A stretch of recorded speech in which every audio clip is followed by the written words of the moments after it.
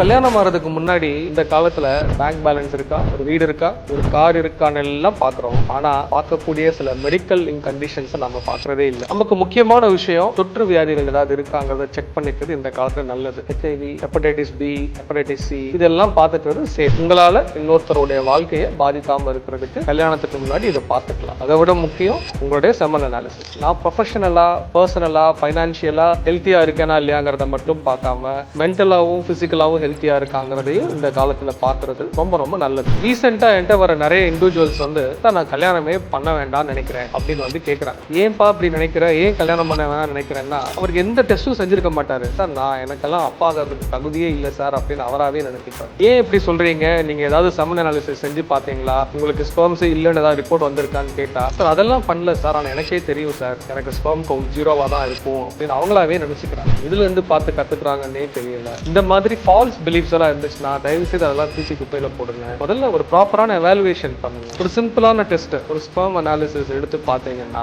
உங்களுக்கு sperm quantity and quality நல்லா இருக்கா இல்லையாங்கிறது தெரிய போகுது. நான் சுகர் இருக்கா, ப்ரெஷர் இருக்கான்லாம் செக் பண்ணி பார்த்துக்கிறோம் கல்யாணத்துக்கு முன்னாடி. ஆனா தயவு செய்து உங்களுக்கு கன்ஃபியூஷன்ஸை கிளாரிஃபை பண்ணணும்னா ஒரு சிம்பிளான ஒரு டெஸ்ட் செமன் அனாலிசிஸ் எடுத்து பார்த்தீங்கன்னா உங்களுடைய இந்த ஃபால்ஸ் தேவையில்லாத ஒரு இம்ப்ரெஷன்ஸ் எல்லாத்தையும் நீங்க கான்ஃபிடென்ட்டா ஃபேஸ் பண்ணிக்கலாம்.